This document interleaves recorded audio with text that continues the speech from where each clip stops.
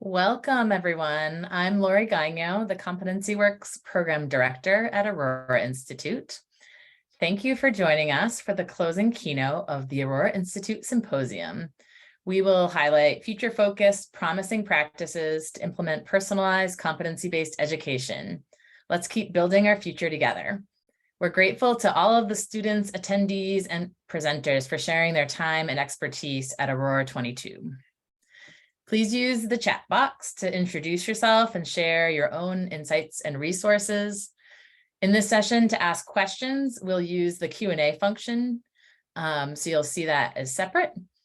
And as many of you have been doing, share what you're learning on social media using the hashtag Aurora22. We're recording this keynote, which, like all sessions, will be archived on our website for later viewing. And now I'm honored to be joined by three leaders in the field and privileged to facilitate today's closing plenary keynote.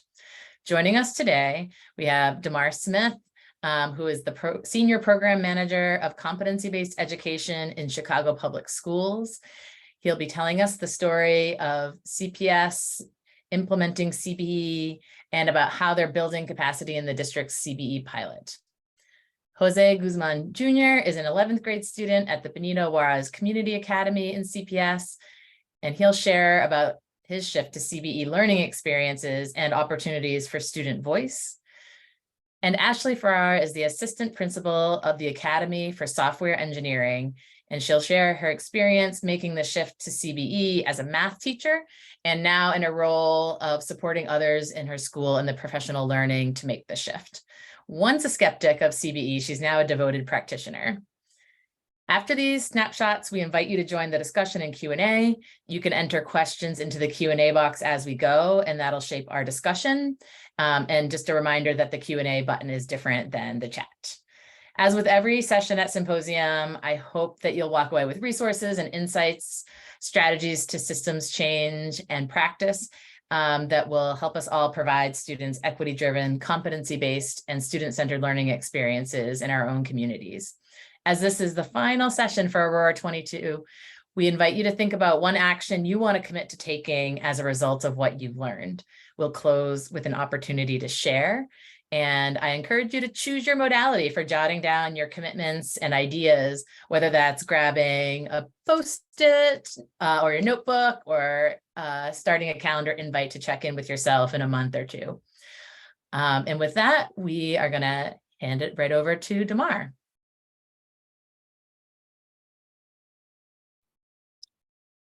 Thank you, Laurie. I appreciate that. So my name is Damarr Smith. I support 11 high schools within the district of Chicago Public Schools, and I want to take you on a journey. I want to take you on a journey back to 2018, before we experienced COVID. At this particular point in time, I was a fresh new face at Chicago Public Schools.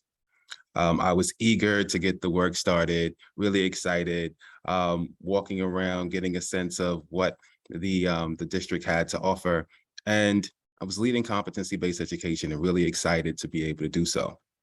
What I wanted to do at first, I had plans, I had ideas, but the first thing that I wanted to do was meet with the first 6 schools that you see on this slide. I wanted to get a sense of their why for implementing competency-based education.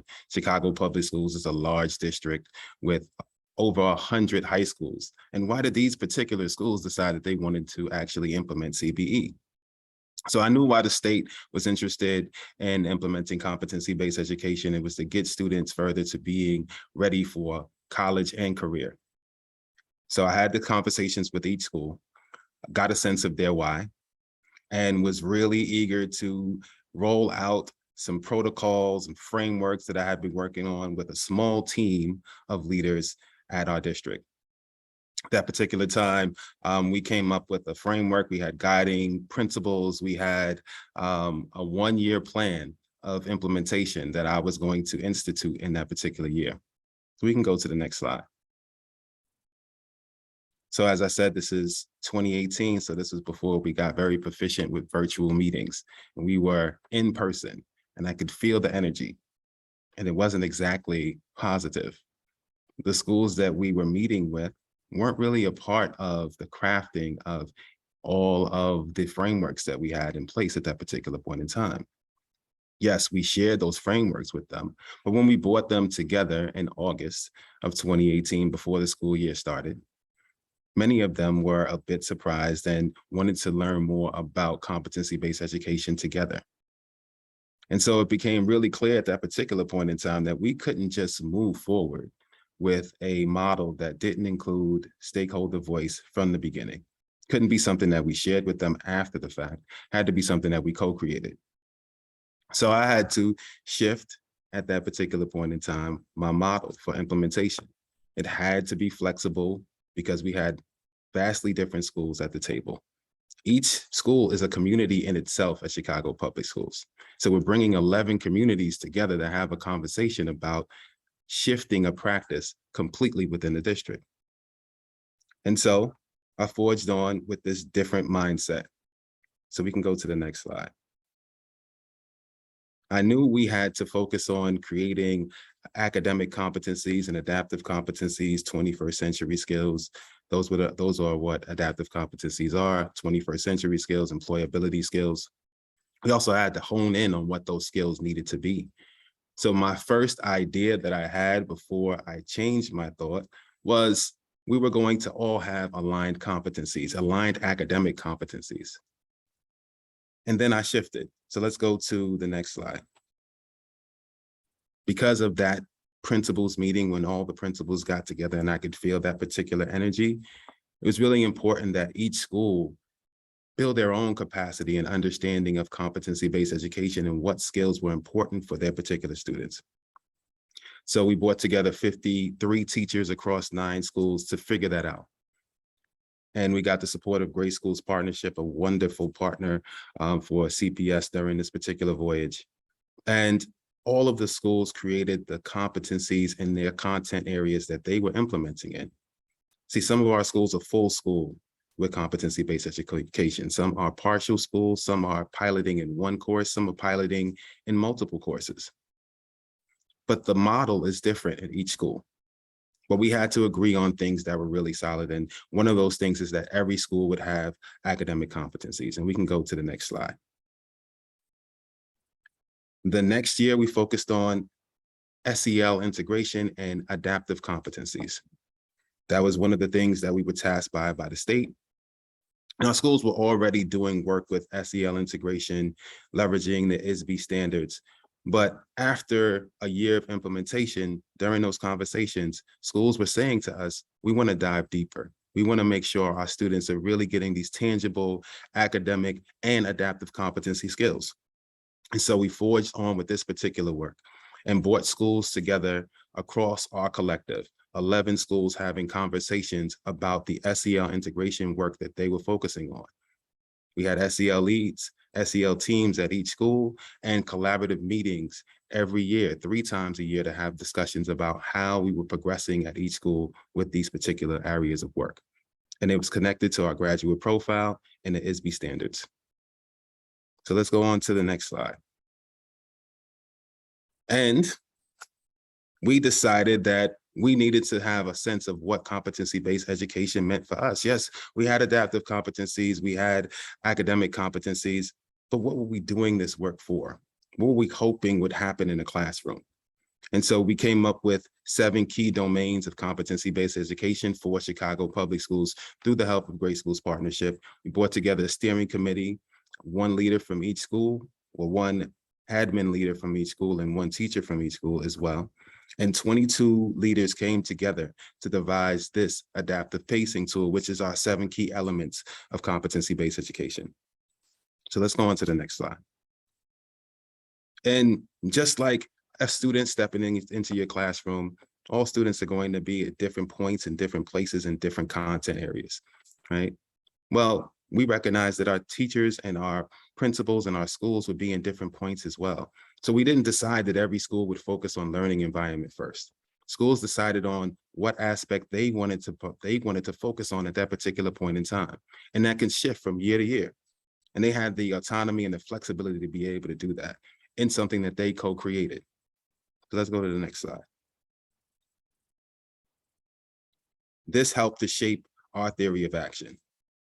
See, at the end of the day, this work is about how we're affecting student outcomes, student access, and how we're shifting, how we're doing our work as teachers, as educators, is impacting our students. From a central standpoint, central office standpoint, it's the stuff that we make or do. What are the structures? What are the frameworks? What are the programs that we have in place that help support adult learning, student learning, and get us to really positive student outcomes? Now, here are some of the programs that we are actually running at Chicago Public Schools that are supported and funded by central office, by the CBE department or team, as it may. So I'm just going to go over a couple of different examples because I know we don't have a lot of time. But if you look at summer mastery, right, we wanted to increase student passing rates, and we were able to do that by sharing best practices, by training and supporting each other and having students develop academic skills in that process. With something like summer acceleration for students that didn't need extra time, with summer mastery is for extra time during the school year. But for students that wanted to partake in a course that they hadn't, that gets them closer to college career credentials, well, for them, there was a different path. And we increased college credit access and college credit attainment as well. So let's go to the next slide. And all of this connects to those 7 key elements of competency-based education, our key domains for CPS. And if it's not connecting to those domains, then maybe we shouldn't be doing it. If we can't see a clear understanding of how it is aligned to learning environment or multiple learning pathways or performance-based assessment, is probably something we shouldn't be doing. So let's go to the next slide. And so I'm so proud to be a part of the competency-based education work that's happened in Chicago Public Schools. I mean, this is what it looks like when it's in action, when students are working directly with other students to build competencies, when teachers are thinking about what those competencies should look like, when students are actually showcasing and exhibiting mastery as well. And so these are some examples of what it has looked like for us over the last 4 years and 4 months of the competency-based education work at Chicago Public Schools. And I'm happy, I am excited to have one of the students that I've gotten the pleasure to work with share his experience with you from Benito Juarez Community Academy. Please welcome Jose Guzman Jr. Thank you, Mr. Smith. And I am just here to talk about my experiences about CB learning and how we run stuff here at Juarez. Next slide, please. Here in Juarez, we run CB learning on 2 main pillar points: the academic competencies and developmental competencies. The academic competencies are just 4 competencies per subject that are the same for all 4 years of high school. For example, our competencies for math is A, is knowing and understanding, B, exploring, C, communicating, and D, applying mathematics in real life contexts. Students here at CBE Juarez are not graded, but evaluated. We are evaluated on a scale from 1 to 8. And here we do not have any midterms or finals, only formatives and summatives to turn in. One personal experience I have about here at Juarez would be one of my math experiences where we had to do a assignment learning about parabolas, vertex, and just real life type of things. We would go out on the world and just find pictures of random parabolas around the world. One good example, the one I did, was the McDonald's sign. The golden M has a parabola, and we were just kind of helping each other, understanding it, and just getting that student-teacher bond and student-to-student bond, trying to help each other learn about that certain competency, right? And just overall just getting a good feel about how can we use this later on in our life. So the five developmental competencies here at CB Learning are self-awareness, self-management, perseverance, relationships, and social awareness. These are things that students and teachers practice in high school, and we try our best to master them because these are things that we use in our everyday life, and is something that we really want our students to learn and to continue using later on in their lifetime. Here at Juarez, we also aim to hear about student voice, and we also want students and teachers to heal from the pandemic we were going through. That's a big aim we have here. We are doing like check-ins with our students and advisory, just trying to help them and understand what they're going through in these tough times we are living through.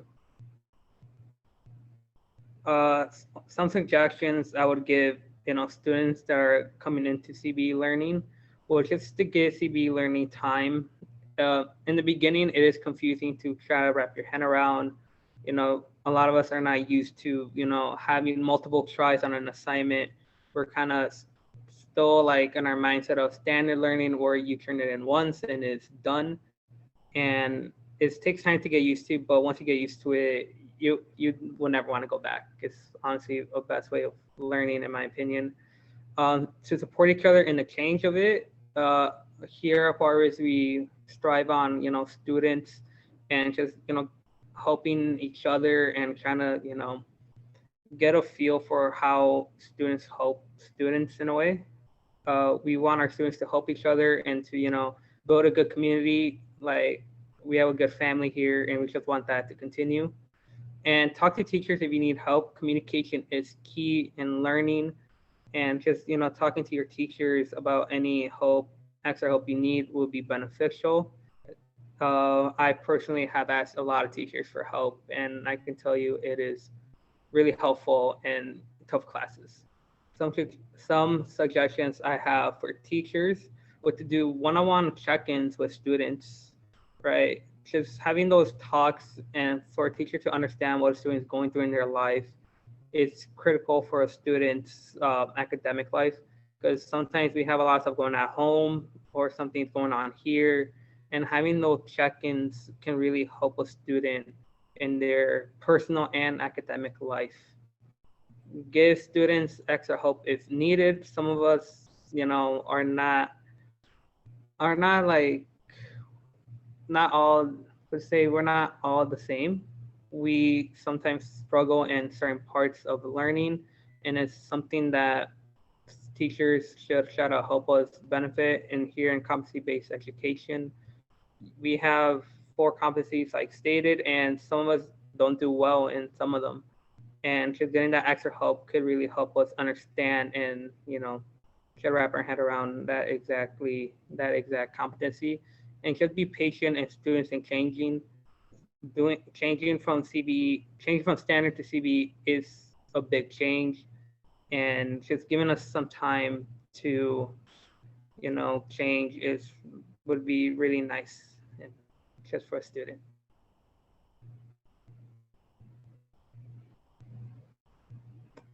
Laurie, back to you. Thank you, Jose and Damarr. Please join me. I see the reactions coming in the chat as well. Thank you for sharing the incredible work happening in Chicago Public Schools. And I see some questions coming up. Keep them coming for our discussion portion.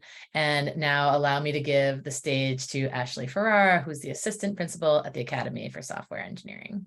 Over to you, Ashley. Thank you, Laurie. Hi, I'm Ashley Ferrara. I'm so excited to be here. And to kick off, this might be a little unique of a slide, but I decided to share some pretty random tidbits about myself. I'm hoping that 1 or 2 might hit home with you and help us connect, because it's hard to do through a screen. So here goes some of my fun facts. I am currently on a solid podcast rotation of Meghan Markle's Archetypes, NPR's Code Switch, specifically the School Colors episodes, and Gabby Dunn's Bad with Money. My top 2 Spotify playlists are African Heat and Baila Reggaeton. I think I might be the last person on the planet who still watches Grey's Anatomy. It's on tomorrow. I speak to every dog I pass and I tell them what a cute baby they are in that voice. For the folks who remember the 90s, I have been slimed. It's edible and super sugary. I'm getting married in 10 days, and I hilariously thought that I could calmly finish planning my wedding in the middle of a school year. And I am a chronic oversharer, but you probably did not need me to clarify that for you today. I'm being totally transparent here. I did that on purpose. I intentionally do something along these lines every day because even though I'm the assistant principal and I'm an advisor and I'm a personal finance teacher, all of those things are just fractions of the human that I am, just like being a student is a fraction of who our young people are. This work is about personalized experiences, and it's really hard to know a person if you're only meeting a fraction of them. So I like to try sharing fractions of myself in hopes that I get fractions in return. I'm also going to start with a huge disclaimer. I do not possess the magical solution for how to do CBE. This is similar to how I tell my personal finance students that I do not possess the magical way they can turn into a millionaire. But what I do have for both CBE and personal finance is a whole lot of lived experience, some trial and error, and some brutal honesty. And just keep in mind that you all bring all of these things to this work too. Before I shifted to CBE, kind of like Laurie mentioned, I was told to shift and I was not happy about it. It's pretty resistant, but I did have an aha moment, and it looked something like what you're seeing on the screen right now. I stood at the board, I led the class through each step of how to isolate X in a multi-step equation. Then I said, okay, go work on these independently. It was a worksheet of equations. And when I was circulating, a student asked me if they could divide by 3 first. And I said what I'd said 100 times before and years before, and I'd said, it's best to add or subtract first, and then multiply or divide to isolate the variable. And then I probably walked around, said it to a few more students going like, why do they keep saying this? And then the bell rang. Cue my aha. I was teaching a singular path. That path was being how to replicate me. Where was the equity in teaching students to do things exactly how I did them? Where was the opportunity to make it sense of it themselves or to highlight and honor the different perspectives and viewpoints? Nowhere, that's where. So this is the day that I went all in on personalized competency-based education.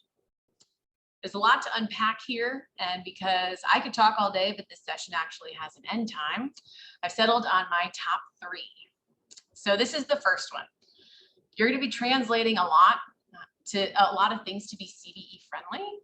It's likely that what you learned in your teachers programs or what you find on the internet and even what your district or school provides is probably not totally in agreement with CBE.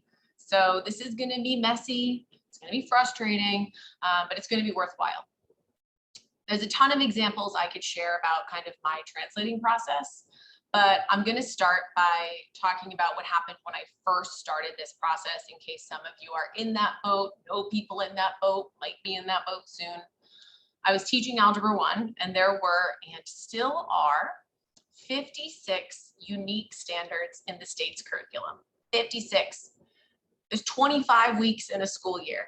So it would be impossible to teach 2 to 3 meaningfully each week. And like at best, I could mention it in passing. So when we started to make the shift, my co-teacher and I sat down with all 56, and we were just trying to create buckets where they overlapped and where they had commonalities. So after a lot of iterations, we ended up with 5 buckets and a few outliers. Did we hit that one random standard on box and whisker plots? Absolutely not. Could our students achieve competency in Algebra 1 content and concepts without mastering the box and whisker plots? Absolutely. These buckets became our first round of core competencies, which we then gave students repeated practice on and exposure to throughout the year. Notice that I said first round because there were so many rounds after this in the semesters and years to follow, because every semester, every year, we kept asking ourselves if our competencies were what we wanted our students to use regularly 10 years from now because they took our class. So with that said, I encourage you to take a minute today, tomorrow, whenever, and just to ask yourself this question. What do you want your students to still use in 10 years because they were in your class? And then when you figure out that answer, think, is this what's at the forefront of your curriculum? Is it like obvious in your class environment, your interactions, all the things, and sit with that answer. So the next chunk of this is you're probably going to need to redefine yourself and your role. I had to redefine myself because my answer to the 10-year question was that I wanted my students to be able to be resourceful and problem solve, specifically when they are presented with something that they had little to no prior experience with. This was a very real, very common thing I ran into as an adult, and we all run into. I'm in it now, trying to figure out how to buy a house. So if that's my answer, my planning then shifted away from the prescriptive, compliance-based, teacher-led practices like I do, we do, you do, and towards student-centered activities where students are asked to make sense of a task by using the resources around them like Google, their peers, prior experience, prior knowledge. It was important to me that I was preparing them to use resources that didn't only exist in my classroom, that existed outside the four walls of this math classroom and would be useful for them outside of school. In addition to planning, you can do all the planning you want, but then I had to redefine what my role was inside the classroom because I had to make sure that the student-centered activities could actually happen. This was really hard for me. And sometimes it felt like, and it still feels like I'm going against the grain. At some point, I set a goal that I was not going to answer any questions, and I was just going to respond to questions with questions. And this was not super awesome from my students' perspective, but what I kept doing by asking a question, answering a question with a question, was I was making sure the students knew that they were the decision makers and drivers of this work. I was the coach who helped highlight different ideas, different approaches, bring things to the surface, but I was not the keeper of all information who told you if you were right. I used the words "freed me up" in classroom time loosely, but I wasn't in front of the room talking at students anymore for direct instruction. So that did free me up to move around the room and talk with every student and figure out where they're at. So I've got another question, lots of questions. Think about this. What are you spending the most and least time doing during a single class period? And does that answer align with your definition of yourself as an educator? All right, which is a final point. You are not the only person making this shift. Everyone is making this shift. So it's important that we create intentional opportunities for everyone in our community to grapple with this and gain comfort. So the first piece is families. It's likely their schooling was traditional like ours, most of ours. So they've got no playbook to go off of here. Often with the shift to CBE comes a shift in grading policy and assessments and grade books. So make sure to give your family time to learn about this work, why it's important, and then how to use your school's tools to learn about their students' progress and then also support them in making further progress. The next group of people is our students. When asked about how they felt about the shift to CBE, one of my students commented that they didn't feel good at it because I couldn't figure out the right answer. So two things ring loud and clear here. One, first is the natural tendency to assume that there is a right answer. And the second is the confidence that usually coexists with having that right answer. It's important that we're intentional about reframing the discussion away from the end result of the right answer, because there's probably not one. There's probably multiple. and then towards the process, and along the way that we're building confidence boosters along the way, because this work doesn't have the same instant gratification as a fill in the blank worksheet or matching activity. And like Jose said, like, be patient, work with us. It's a shift for us too. And then last but not least is us, the educators. I ran this keynote by a student this morning, and he said, you talk a lot about what to do, but not how to do it. First, touche, you're totally right. Second, figuring out the how is basically the whole thing. There's also no one right answer for us. And I've been so fortunate to see what this process has resulted in for our students, including things like writing an original 30,000 word novel in 1 month, presenting their own unit plans to the New York City Department of Education to highlight what's currently missing from the curricula and textbooks they're given, and creating proposals for which exoplanet NASA should investigate further. The morale of this story is the work isn't easy, but it's worth it. If you're feeling stuck, lean on those around you, because as we say all of the time here at AFSI, the answer is in the room. Thank you.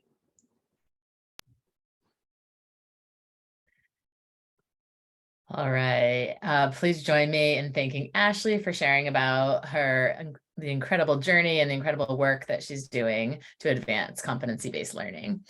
And I think there'll be a link in the chat for a recent report that Ashley wrote about this transition to be a CBE mastery-based math classroom and teacher.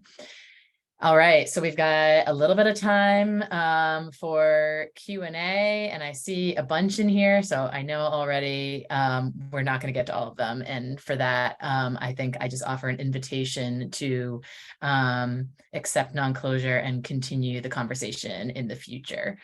Let's start with a question from Mika, and I'm going to expand it a little bit. How do you support teachers, wherever they are, pre-service, veterans, on how to adapt to implementing competency-based education? And maybe, Ashley, you can kick us off, and Damarr, you can also speak about Chicago. How are you supporting professional learning? Yeah, I think for us, especially this year and in the past, our professional learning structure is really trying to mimic like competency-based learning. We're really trying to put the teachers in the driver's seat as the learners and the deciders of what they want to learn. So what we're doing this year is we're forming professional learning communities that from like a list of options, and then teachers are going to opt into their certain focus area. And then together they're going to work on learning about and expanding their practice in that area. And there's going to be folds and intervisitations and feedback, and they're going to be co-developing rubrics that they want to be assessed on. So it's really, again, it's all about modeling the experience that you want the students to have. And it's giving teachers that lived experience too, because I feel like we all keep saying many of us, I'm sure there's a few of us, but many of us didn't get to live a competency-based education when we were a student. So we are trying to really model and help teachers live that here through professional learning. So it's also multiple pathways and competency-based for teachers. And the work is a performance assessment, we could say, perhaps. Damarr, anything to add? I would just add that we provide a suite of options for teachers to participate in as well, depending upon their level of interest, whether it's performance-based assessment, SEL integration, and adaptive competency building through nurturing students. We provide those opportunities. We stipend teachers as well for taking the time to participate in that professional development. I think that's really important, especially when we're doing so outside of teacher time. So we want to recognize that and make sure that they're getting paid for that time that they're spending learning together. Thank you. Jose, we've got one for you. Maybe I'm gonna combine, but can you say a little bit about what got you interested in CBE learning? What helped you make the shift? And what have you seen for other students? And you mentioned student voice at Benito. So if you could say a little bit about how are the ways that student voice is valued shaping how kids are getting into making this shift and embracing it? One of the reasons why I switched over to CBE learning was one of the things I never liked about stand learn. It felt like more like memory based than actual learning. You'll kind of just put the information in your head as a student, right? You put the information in your head, take a test, either you pass that test or you didn't pass that test, and you just let go of the information and move on to the next one for the next one. I never felt like you were actually understanding the material. But now with CBE learning, it's kind of different where now you're kind of more, the material is made for you to understand it the way you want to interpret it. There's not a, like actually says, there's never a right or a wrong answer. It's the way you want to understand it. And that's something I see in students now that I didn't see back then, back in my own middle school where we use standard learning. Now students are more kind of engaged with what we're learning and trying to really understand it. They're talking with their peers, trying to have talk to teachers, actually trying to understand the material instead of just, taking notes and just memorizing everything and then just taking the test. Here at Juarez, we embody student voice. We want to hear students' feedback because, one saying I always follow is the student makes the school doesn't make the student. If a student wants to succeed, they will succeed even in a crappy school, right? And vice versa. If a student doesn't do well, they can be even in the best school, but if they don't want to do well, they're not going to do well.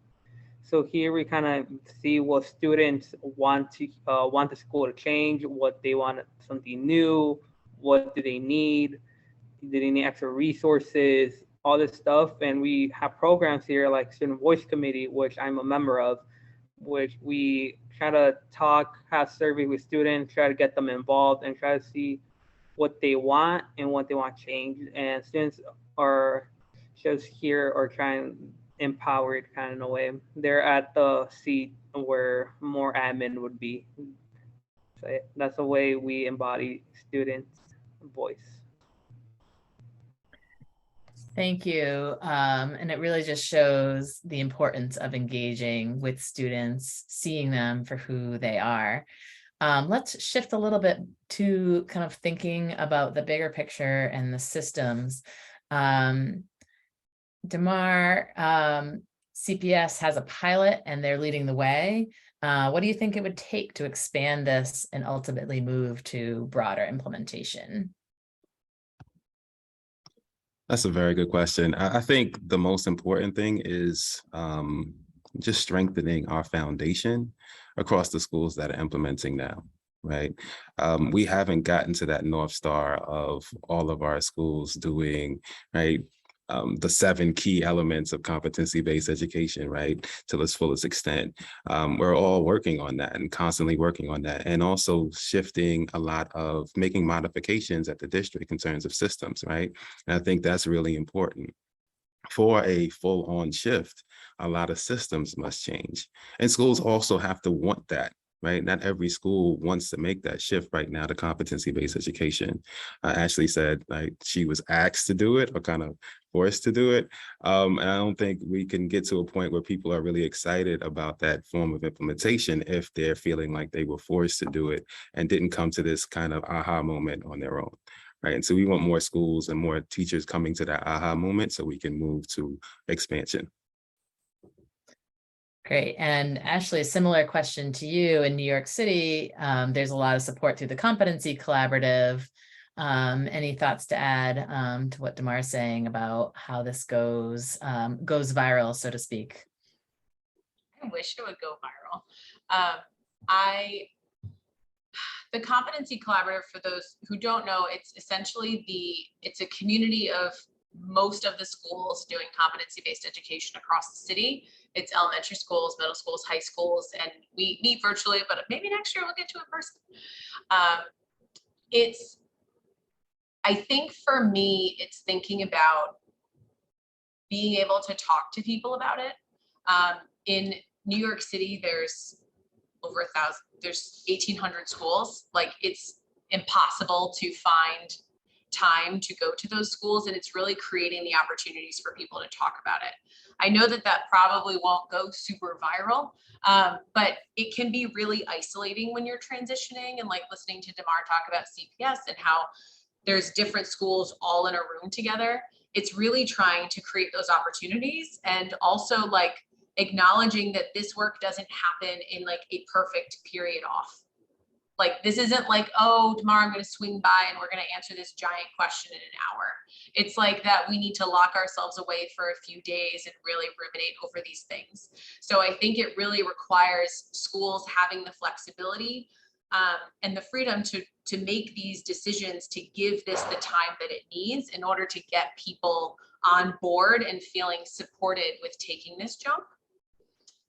I think that for me is the most important. Like, like the misery loves company, the opposite of that. Like, you love being around people that are doing the same thing. I just was in a competency collaborative thing last week, and I revamped my mastery skills because I was listening to that school talk about their competencies. So amazing. All right, we're coming to the end of our time. So really quick, rapid round.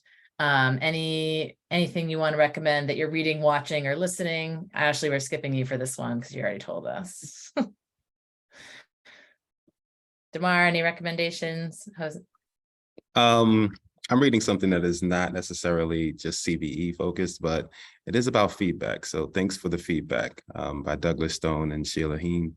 I think it's important, right, to be able to accept feedback and then move on from that particular feedback. How can we all kind of just embrace what people are sharing with us? I think that is super important. Okay, Jose, any recommendations? What are you watching or listening to? I'm gonna be honest, I'm right now just kind of watching like Japanese cartoons. I'm gonna be honest. All right, so if you guys want to get into like some Japanese cartoon, like anime, right? They're really good out there. There's some things the young folks love to watch. Really good out there. And listening to, I mostly listen to more of a sad take because it helps me reflect more on the world and see, like, everyone pictures the world like butterfly and rainbows, but sometimes you have to look at the negatives to get to those positives. So. Excellent. Please join me in thanking our panelists, Ashley Ferrara, Jose Guzman Jr., and Damarr Smith. We thank you all for being here. And time is flying by, but as promised, I invite you to share one action you want to commit to taking as we close Aurora 22. Like all learners, we have to go from where we are. So what's the next step that's at your learning and leading edge that you want to work, that you want to do to work towards the 2050 vision that Susan Patrick described in our opening on Monday? Take a minute to pause. What's a headline? Share it. Whether your timeline is next week or in May or next year, next October, maybe at Aurora 23 in Palm Springs. So let's see a flurry of future focus commitments in the chat.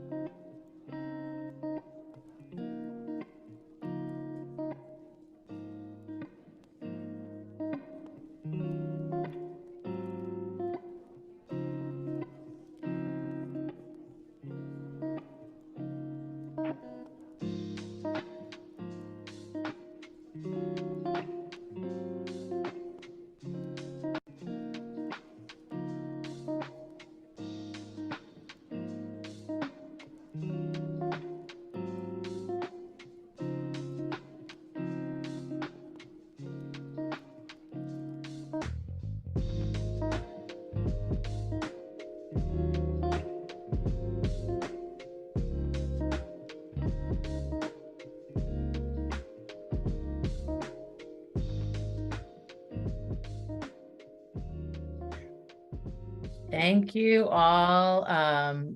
Keep that posted up, set that calendar reminder, and let us know what you're doing. So As you know, all the sessions are going to be are recorded and they'll be available in the next few weeks on our website. And we welcome your feedback in this 1-minute survey in the chat. Thank you so much for being with us these past three days. It's been amazing to be in community with you all, even if we're not all in the same room. And we can't wait to see you back in person for next year's symposium, October 15th through the 17th, 2023 in Palm Springs. And just so much gratitude and a heartfelt thank you for attending the Aurora Institute Symposium. Wishing you all very well.